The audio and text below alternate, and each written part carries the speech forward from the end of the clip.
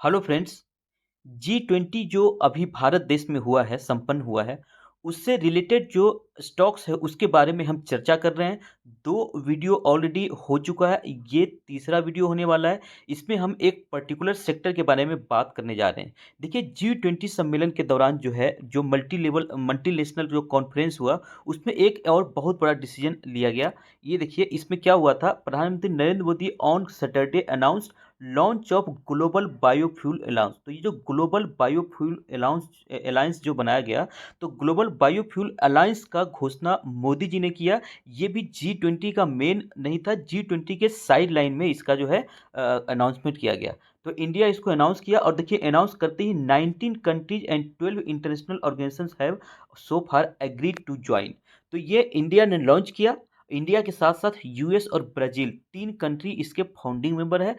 तीनों ने मिल करके इसको इस्टेब्लिश किया है। और इंडिया चूंकि G20 का चेयर कर रहा था, तो अनाउंस जो है इंडिया के तरफ से किया गया। बट इसको अनाउंस करते ही 19 देश और 12 इंटरनेशनल ऑर्गेनाइजेशंस जो है अभी तक ज्वाइन कर भी लिए हैं।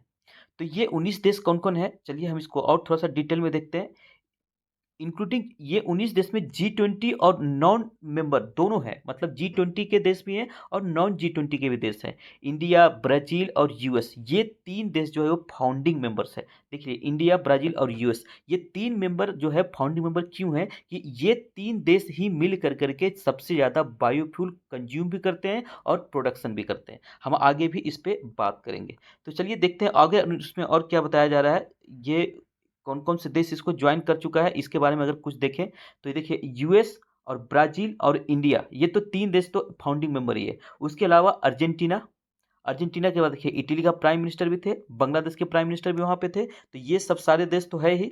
यहाँ पे देखिए और डिटेल आपको यहाँ मिला। Apart from India, Brazil and US, जो 19 देश और थे वो G20 मेंबर कंट्रीज जो है उन्होंने सपोर्ट किया। उसमें है Argentina, Canada, Italy, south Africa, Bangladesh, Singapore, Mauritius, UAE. ये जो है G20 के साथ जो है मेंबर नहीं है, बट उनको इनवाइट किया था इंडिया ने। तो इनवाइटी में भी बांग्लादेश, सिंगापुर, मॉरिशस और यूएई ने ज्वाइन किया है। और G20 कंट्रीज में से देखिए Argentina, Canada, Italy and south Africa ने ज्वाइन किया है। और तीन फाउंडिंग मेंबर तो इंडिया, ब्राजील, यूएस है ही। तो ये जो है ग्लोबल बायोफ्यूल अलायंस जो बना है, ये क्या करेगा इसके बारे में भी और भी देखिए जो देश ज्वाइन किया है। आइसलैंड, केन्या, गुआना, पराग्वे, ये देखिए सेशेल्स, श्रीलंका है, युगांडा है, फिनलैंड है। ये सब भी इंटरेस्टेड है, ज्वाइन नहीं किया, इंटरेस्टेड है, ये भी ज्वाइन करना चाह रहे हैं। इसके बाद कई ऑर्गेनाइजेशन जो है, जैसे world bank, Asian development bank, world economic forum है, वर्ल्ड एलपीजी ऑर्गेनाइजेशन, देखिए यूएन एनर्जी है, यूनिडो है। तो इस तरह से बहुत सारा देखिए बायोफ्यूल प्लेटफॉर्म है, इंटरनेशनल सिविल एविएशन ऑर्गेनाइजेशन है, इंटरनेशनल एनर्जी एजेंसी है। तो ये सब सारे एजेंसी भी इसको ज्वाइन किया है। तो इस तरह से देखा जाए तो इसमें जो तीन फाउंडिंग मेंबर है, कौन थ्री फाउंडिंग मेंबर है, वो है यूएस, इंडिया और ब्राजील। ये तीन वो देश है जो 85% ग्लोबल प्रोडक्शन करते हैं बायोफ्यूल का, और 81% कंजम्पशन भी यही तीन देश करते हैं। तो देखिए, इंडिया इसमें लीडर की भूमिका में है। अभी जो जीवाश्म ईंधन है, जो कि पेट्रोलियम है, पेट्रोलियम में इंडिया बैक फुट पे है। बैकफुट पे क्यों, सारा इंपोर्ट करना पड़ता है। यहाँ पे इंडिया जो इस्टेब्लिश किया है, बहुत देखिए, तो इंडिया यहाँ पे क्या है, इंडिया यहाँ पे फ्रंट फुट पे है। मतलब इंडिया ही सबसे ज़्यादा प्रोडक्शन भी करता है और सबसे ज़्यादा कंजम्पशन भी करता है। तो अगर जितना देश इसको ज्वाइन कर रहे हैं, तो कल की डेट में उस देशों से अगर डिमांड आती है, तो उसको पूरा करने का काम भी ये तीन देश करेंगे। तो इस ये तीन देश इसको पूरा करने का काम करेंगे। तो इसमें एक बहुत बड़ा चांस है। इंडिया ने बहुत अच्छा ये इनिशिएटिव किया है, जिसमें इंडिया इन देशों को इंपोर्ट कर सकता है। तो ये प्रोडक्शन बढ़ा, क्योंकि टेक्नोलॉजी है ना, तो टेक्नोलॉजी है, तो ये सेक्टर हमारा जो है अभी बहुत, अभी बात करते हैं, बहुत ही लो स्केल पे चल रहा है ये सेक्टर। हो सकता है ये सेक्टर में जंप आए, उछाल आए, और कल फिर अगर जो अलग अलग देश जिसको ज्वाइन किए हैं वो डिमांड करें, और उसको फिर हम इंपोर्ट एक्सपोर्ट कर सकें। तो ये एक बहुत बड़ा उस सेक्टर के लिए एक मतलब उछाल लेकर आ सकता है। देखिए, इसमें चाइना और सऊदी अरेबिया और रसिया। देखिए सबसे ज़्यादा पेट्रोलियम कौन देता है? सऊदी अरबिया और रसिया। इन दोनों ने नहीं ज्वाइन किया है और चाइना का तो विरोध करने की नीति है ही। तो ये 3 जो बड़े देश हैं जो इसको ज्वाइन नहीं किया है, not decided not to be part. तो ये जो है डिसाइड किया है, क्योंकि अगर ये सक्सेस होता है तो पेट्रोलियम के कंजम्पशन में कमी होगा। तो सऊदी अरबिया, रसिया जो तेल को सबसे ज़्यादा एक्सपोर्ट करते हैं, उनके लिए एक तरह से ये है नेगेटिव है। तो ये इन्होंने ज्वाइन नहीं किया। हाँ, इनको बोला है कि सपोर्ट करेंगे। इन्होंने ये देखिए बोला है कि हम टेक्नोलॉजी ट्रांसफ़र करेंगे to help boost demand and technology transfer. But ultimately देखा जाए तो उसके पेट्रोलियम के काउंटर करने के लिए आया है। रिन्यूएबल एनर्जी के सोर्स के रूप में ये जाना जाता है, बायोफ्यूल। बायोफ्यूल का जो है ये बहुत बढ़िया ये इनिशिएटिव है इंडिया का। तो देखिए इसके बारे में और कुछ अगर बात कर लेते हैं इंडिया के बारे में, इसका स्टेटस देख लेते हैं, इसमें अभी कहाँ पे है इंडिया। देखिए ये जो है ना मीटिंग हेल्ड एट ये इसमें तो कुछ ऐसा नहीं है। ये देखिए एक फैक्ट यहाँ देखिए, international agency energy agency IEA, इसने बोला है कि ग्लोबल बायोफ्यूल प्रोडक्शन जो है we need to triple by 2030। तो इन्होंने बोला कि 2030 तक रिन्यूएबल एनर्जी, देखिए डिसीजन भी लिया गया कि 2030 तक रिन्यूएबल एनर्जी को 3 गुना करेंगे।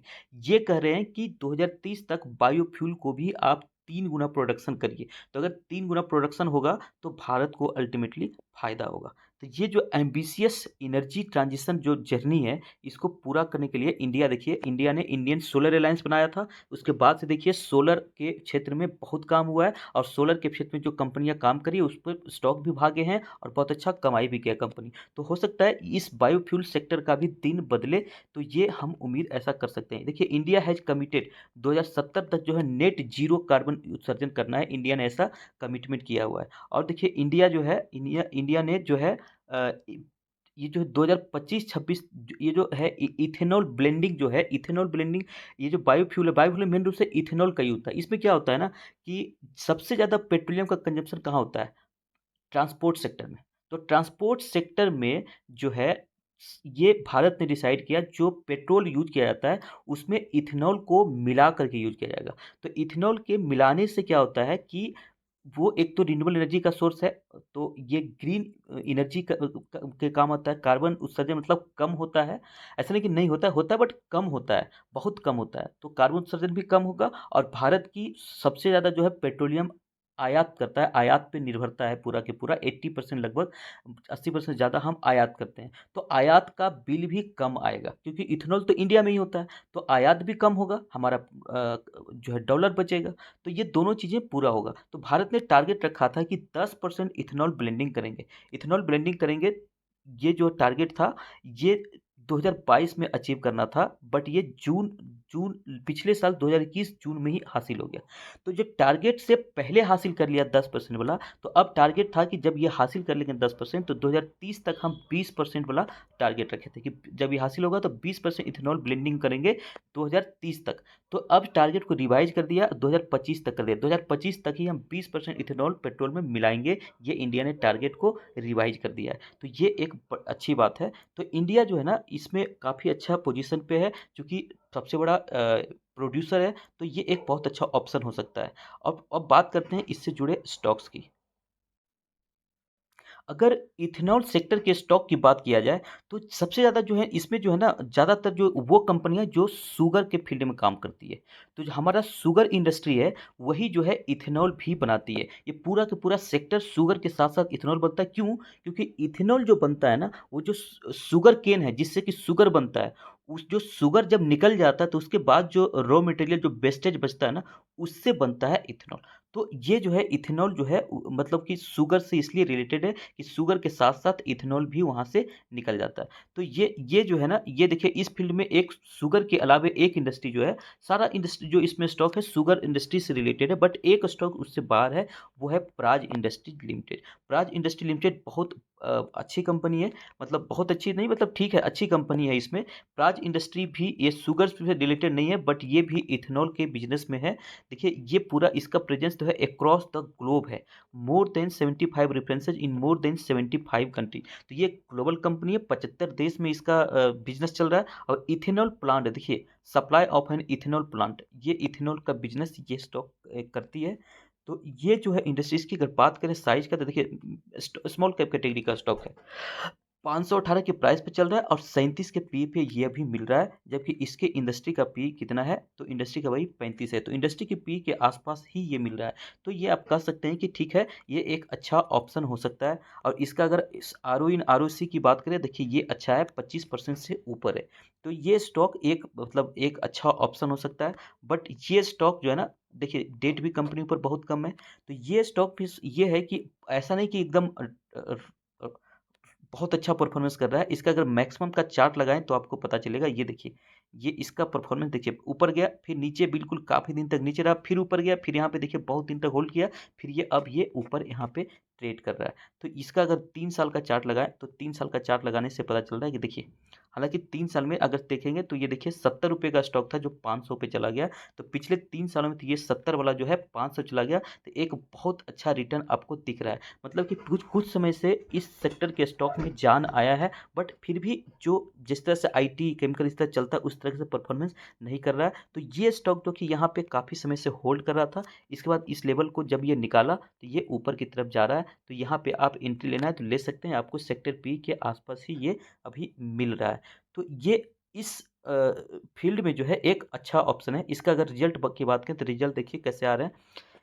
ये देखिए सेल्स 700, 800, 900, फिर 1000 हो गया। रिजल्ट बढ़ रहा था, बट इस क्वार्टर में थोड़ा खराब आया, डाउन आया, बट बहुत ज़्यादा नहीं, ठीक है, 1-2 क्वार्टर खराब हो जाते हैं। अगर इस तरह से अगर इसके प्रॉफिट की बात किया जाए तो प्रॉफिट भी इसी तरीके से इसका दिख रहा है। ये देखिए प्रॉफिट देखिए 41, 48, 62, 88, मतलब हर 4 क्वार्टर में बढ़ रहा था, बट इस क्वार्टर में जो है थोड़ा यहाँ से डाउन आ गया। तो ये जून का क्वार्टर इसका खराब आया है, बाकी ये कंपनी बहुत अच्छा परफॉर्मेंस दे रही है। अगर इसका एनुअल चेक करें तो एनुअल भी अच्छा ही है। ये देखिए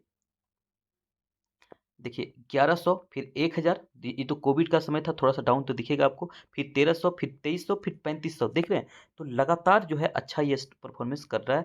ये यहाँ से अगर नेट प्रॉफिट चेक करें तो 68, 70, 81, 150 और 240।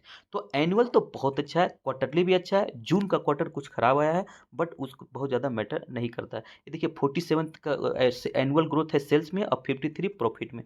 तो ये कंपनी एक बहुत अच्छा ऑप्शन है अगर आपको जाना है तो। इसमें देखिए शेयर होल्डिंग में थोड़ा सा क्या है ना, प्रमोटर के पास ज़्यादा होता तो ज़्यादा उम्मीद विश्वास एक जगता है। बट कोई बात नहीं, बाकी जो है बीच में एफ आई डी आई इसको अच्छा होल्ड करेगा। 15% से 18% हुआ, 10% था जो 8% है डी आई। और पब्लिक के पास पहले 41 था, अभी 40 है। तो पब्लिक के पास 40% है, 50% से कम ही है। तो अगर ये प्रमोटर के पास 50% ज़्यादा रहता तो ज़्यादा अच्छा रहता। तो ये सेक्टर जो जो इथेनॉल से रिलेटेड है, तो इसका अगर जो बिजनेस सॉरी जो अभी डील हुआ है, अलायंस हुआ है, उसका अगर फ़ायदा उठाएगा ये सेक्टर में, अगर एक जान फूँका जाता है ना, तो इसका फ़ायदा उठाने वाला स्टॉक प्राज इंडस्ट्रीज सबसे पहले नंबर पे होगा। और ये स्टॉक जो है ना, इस इंडस्ट्री में सबसे बढ़िया फाइनेंशियल इस स्टॉक का दिख रहा है और रिजल्ट में भी कंटिन्यूटी है। तो नंबर एक तो ये है, मैं ये नहीं करूँगा इसको जाके खरीदना है, बट अगर आपको पसंद लगता है तो इसमें खरीद सकते हैं। ये सेक्टर स्लो चलेगा, ये ध्यान रखिएगा। तो ये आप इसको देख समझ करके जाएंगे। दूसरा जो स्टॉक है इसका, वो देखिए सारे शुगर इंडस्ट्री जो है उसके स्टॉक आएँगे। ईद पैरी, ईद पैरी जो है ईआईडी पैरी, ये जो है ये भी देखिए शुगर का काम करती है और उसके बाद साथ ही इथेनॉल प्रोडक्शन का भी काम करती है। तो ये जो ईद पैरी है, ये एक अच्छा, ये भी देखिए सिर्फ 9,000 करोड़ का मार्केट कैप है, 520 पे ट्रेड कर रहा है। ये एक अच्छा ऑप्शन सेकंड में हो सकता है, क्योंकि ये बहुत कम पी पे मिल रहा है, सिर्फ 11 के पी पे आपको ये मिल रहा है। दूसरी बात ये है कि इस सेक्टर का शुगर इंडस्ट्री का जो पी है वो भी कम ही है, 15 के ही पी है। बट ठीक है, 15 के पी इंडस्ट्री का है तो उससे तो लो ही मिल रहा है ना। तो और बाकी आर ओ सी नारो ही देखेंगे तो ये भी ठीक ठाक है, 39 और 16 का है। और इसके ऊपर भी देखिए डेट बिल्कुल नहीं के बराबर है, 0.27, इसलिए इंटरेस्ट कवरेज 8 के पास है। और इसका देखिए लॉन्ग टर्म अगर चार्ट लगाएंगे इसका, तो ये स्टॉक जो है अभी आपको खरीदने के लेवल पे मिल रहा है, स्टॉक भी बढ़िया। ये देखिए कितना अच्छा ये इस तरीके से बनाते हुए ऊपर जा रहा है। तो ये देखिए इसका देखिए ये लो था, ये लो देखिए, लो लो जो है ऊपर चलता जा रहा है। ये लो ये था, इसका लो ये यहाँ पे लो लगाया था, फिर अब ये यहाँ पे लो लगाया है। तो यहाँ से उम्मीद है कि अब ये फिर ऊपर निकल सकती है। तो ये एक बाइंग जोन के पास मिल रहा है। अगर 3 साल का चार्ट लगाएंगे तो और क्लियर हो जाएगा। ये देखिए कितना अच्छा लेवल पे आपको मिल रहा है। अगर आपको ये इंडस्ट्री पसंद है, ये देखिए ब्लैक वाली लाइन को क्रॉस सीधे लेके चल रही थी, यहाँ पे ये नीचे आ गया, फिर से ये जो है ऊपर जाने के लिए तैयार हो रहा है। तो ये बिल्कुल खरीदने के लेवल पे है और 11 के पी पे भी मिल रहा है। तो इसमें थोड़ा-सा ये सेक्टर शुगर सेक्टर ऐसे पसंद नहीं है, शुगर सेक्टर बहुत अच्छा परफॉर्मेंस नहीं करती है, बट ये 11 के पी पे मिल रहा है। एक रिस्क अगर लेना है तो इस स्टॉक के साथ आप जा सकते हैं। अगर हो सकता है इस अलायंस की वजह से इंडिया एक्सपोर्ट करने की स्थिति में आ जाए, तो इस सेक्टर के दिन फिर सकते हैं और उसमें ये स्टॉक बहुत अच्छा कर सकता है। तो ये स्टॉक का रिजल्ट अगर देखें तो रिजल्ट देखिए कैसे चल रहे हैं इस स्टॉक के। रिजल्ट अगर देखें तो पिछले 5 क्वार्टर का ही देखा जाए तो 71 से 11 हो गया, फिर 9, फिर 6, अब फिर 7। देखिए ये डाउन ही हो रहा था, बट इस जून वाले क्वार्टर में थोड़ा-सा बढ़ा है। अगर प्रॉफिट की बात करें तो प्रॉफिट देखिए, प्रॉफिट 449 से 500, फिर 400, 200, फिर 300।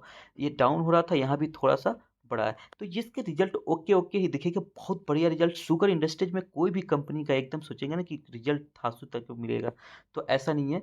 पूरे शुगर इंडस्ट्री का ऐसे ही हाल है। अगर हम देख लें इसका एनुअल, तो ये देखिए कोविड का समय था, कोविड के बाद से 17, 18, फिर 23, फिर 35। तो एनुअल तो अच्छे दिख रहे हैं। जिसके एनुअल रिजल्ट अच्छे दिख रहे हैं वही उसी को मान लीजिए कि ये कंपनी समझिए आपके लिए एक ऑप्शन हो सकता है। देखिए 800, 1000, 1500, फिर 1800। तो एनुअल तो रिजल्ट बहुत अच्छा है, बट क्वार्टरली बहुत उतार चढ़ाव है। तो क्वार्टरली के हिसाब से अगर जाएंगे तो आपको कोई स्टॉक पसंद नहीं आएगा इसमें। तो आप एनुअल के हिसाब से आप डिसीजन लिए। देखिए 27% और 26% प्रॉफिट में एनुअल ग्रोथ है। तो बाकी चीज़ें तो ठीक लग रही है इस स्टॉक में। इसका भी अगर शेयर होल्डिंग की बात करें तो शेयर होल्डिंग देखिए 44% प्रोमोटर के पास है। तो प्रोमोटर के पास ठीक है, 44% है, और पब्लिक के पास 40% है, तो ठीक है। बाकी जो है बीच में देखिए एफआईआई भी है, डीआई भी है 10% और 4%, और देखिए दोनों मेंटेन करके रखा हुआ है। तो ये स्टॉक सबसे बढ़िया स्टॉक दिख रहा है शुगर सेक्टर में, जो कि इथेनॉल भी बनाता है। तो ये दो स्टॉक तो अच्छा है। इसके बाद अगर बात करें तो वो थोड़े रिस्की ज़्यादा हो जाते हैं, बट मैं आपको एक बार डिस्कस आपसे कर लेता हूँ, आप इसको अगर देखना है तो आप देख सकते हैं। थर्ड जो स्टॉक है वो देखिए है त्रिवेणी इंजीनियरिंग इंडस्ट्री लिमिटेड, जो त्रिवेणी के नाम से ट्रेड करता है। ये भी शुगर के साथ साथ इथेनॉल में काम करती है। तो शुगर के तो सारे शेयर ही एक तरह से करता है। ये भी देखिए स्मॉल कैप है, 7,000 करोड़ का मार्केट है, 345 मिल रहा है। ये भी 16 के पी पे मिल रहा है, और जिसका भी R O C R O ई जो है ठीक ठाक है। देखिए 15% के ऊपर ही है, और लोन जो है इसके ऊपर भी डेट देखिए बहुत कम है। और इसकी भी अगर चार्ट लगाएं तो चार्ट, अगर मैक्स का चार्ट लगाएं तो देखिए इस सेक्टर में ऐसे ही पूरा जो है, अगर लॉन्ग टर्म चार्ट लगाएंगे तो बहुत परेशान कर कर करके ऊपर गया है, और अभी ऑलमोस्ट हाई पे आपको मिल रहा है। और ये अगर 3 साल का चार्ट लगाएंगे तो ये देखिए 3 साल के चार्ट से पता चल रहा है ये कंपनी ऊपर गई थी, उसके बाद पूरा एक जगह होल्ड किया और फिर से अब ये ऊपर निकलना चाह रही है। तो ये भी अगर देखा जाए तो ये जो है पहले 3 साल पहले कितने पे था, 77 पे था, आज 350 पे है। तो 3 साल में 5 गुना पैसा इसने भी किया है। बट लॉन्ग टर्म में बिल्कुल देखेंगे तो आपको फ्लैट दिखता है। तो यह इसमें भी अगर एंट्री करना है तो एंट्री का सही समय है। देखिए ये बिल्कुल इसको ब्रेक करके अभी ये ऊपर निकला है। तो ये भी स्टॉक जो है ये आपको मतलब तीसरे नंबर पे कर सकते हैं, अगर रखना है तो रख सकते हैं। ईद पेरी पहला हो गया प्राज इंडस्ट्री, फिर ईद पेरी, फिर तीसरे नंबर पे त्रिवेणी। अगर जिनको और रिस्क लेने की क्षमता ज़्यादा है तो वो आप इसको देख सकते हैं। अगर आप खरीदना है तो बिल्कुल सोच समझ के लीजिए, क्योंकि ये सेक्टर अगर इस अलायंस की वजह से अगर इसमें जान नहीं आया तो फिर ये ऐसे ही पैसा आपको बहुत ज़्यादा बना के देगा, ऐसा कुछ उम्मीद नहीं है। तो चलिए देखते हैं इसका अगर परफॉर्मेंस देखना है तो एक बार इसका जो है एक बार रिजल्ट देख लेते हैं। देखिए रिजल्ट कितना है, देखिए 1200 के रेंज में था, अभी 1100 ही है। तो फ्लैट ही, बिल्कुल फ्लैट इसके रिजल्ट है। देखिए पहले भी 66 था, आज भी 68 है। ये छोड़ दीजिए, क्योंकि ये जो है ना, ये इसमें ये जो आपको अचानक से बहुत ज़्यादा बढ़ा हुआ दिख रहा है, ये कंपनी का अदर इनकम है, मतलब मेन बिजनेस से पैसा नहीं आया, कुछ और से पैसा आया है, तो उसको आप इग्नोर मारिए। वो आपको लग रहा होगा कि बहुत ज़्यादा प्रॉफिट कमाई है, ऐसा कुछ नहीं है। अगर इसमें शेयर होल्डिंग देखा जाए तो शेयर होल्डिंग इसकी अच्छी है। 60% प्रोमोटर के पास है, पब्लिक के पास 25%। बाकी देखिए एफआई और डीआई है। तो ये स्टॉक भी आप रिसर्च कर सकते हैं। नेक्स्ट जो स्टॉक है वो देखिए है Dwarikesh sugar industries. Dwarkesh sugar से ये भी जो है इथेनॉल बनाने का काम करते हैं। ये बहुत छोटी कंपनी है, बिल्कुल ये सिर्फ 1799 करोड़ का कंपनी है। और ये देखिए इसका प्राइस बहुत कम है, 95 पे सिर्फ ये ट्रेड कर रहा है। और पी देखिए, पी भी कम है, 17 के पी पे है, जबकि इसका इंडस्ट्री के सेक्टर का पी कितना था, 15 का। तो उसके आसपास ये मिल रहा है। इसका भी आर ओ सी नारो देखेंगे तो 15% के आसपास है। और इसके ऊपर जब भी देखेंगे डेट टू डेट इसके ऊपर भी बहुत कम है, इसलिए 7% का देखिए इसका इंटरेस्ट कवरेज रेशियो है। इसका भी लॉन्ग टर्म का चार्ट लगाएंगे तो देखिए लॉन्ग टर्म में ये इस तरीके से पैसा बना करके कुछ तो उन लोगों से चार्ट अच्छा है। थोड़ा था ये डाउन होता है, गिरता है तो काफ़ी ज़्यादा गिरता है, ये देख लीजिए। तो जो इसमें जाना चाहते हैं वो इसको झेलना आना चाहिए। 50-50% तक ये स्टॉक टूट जाता है। 3 साल का अगर चार्ट लगाएं तो 3 साल के हिसाब से देखें तो ये भी आपको बिल्कुल बाइंग जोन के पास मिल रहा है। अगर ये स्टॉक आपको जाना है, आपको रिस्क लेना है, तो ये देखिए बिल्कुल नीचे अभी ये आपको इस जोन के आसपास मिल रहा है। एक बार फिर से मैं दिखाता हूँ, ये देखिए ये सपोर्ट है, ये यहाँ पे ये मिल रहा है। इसको ये अगर ब्रेक करता है ऊपर की दिशा में तो ये फिर से अच्छा ऊपर जा सकता है, ऊपर हाई को ब्रेक करके ऊपर जा सकता है। तो इस स्टॉक में अगर आपको जाएंगे तो थोड़ा रिस्क ज़्यादा होगा। अगर आपको ये सेक्टर अच्छा लग रहा है, अगर आपको ये जो बायोफ्यूल अलाउंस अलायंस बना है इससे आपको लगता है, और जो इंडिया ने अभी टारगेट बनाया है कि 20% इथेनॉल ब्लेंडिंग को हम लेके चलेंगे, मिलाएंगे, तो और अगर इंडिया एक्सपोर्ट करने की भूमिका में आ जाता है तो इस सेक्टर में जान वापस आ सकता है। चलिए थोड़ा सा रिस्क तो लेना पड़ता है आपको, आप थोड़ा बहुत पैसा इसमें लगा करके आप एक एक टेस्ट कर सकते हैं। एक अच्छे कंपनी जो आपको लग रहा है इतने में से, उसमें आप बाकी कंपनी में कोई जान है नहीं, बाकी इन कंपनी में भी उतना फाइनेंशियल स्ट्रांग नहीं है, बट आप एक रिस्क ले सकते हैं, अपने आप को एक देख सकते हैं, सीखने के लिए भी ले सकते हैं कि ये जो इस तरह के गठबंधन हुए तो इसका कितना फायदा होता है। चलिए अगर ये जानकारी आपको अच्छा लगा तो वीडियो को लाइक करिए, शेयर करिए और चैनल को सब्सक्राइब करिए ताकि और अपडेट आपको हम देते रहें। थैंक यू, धन्यवाद।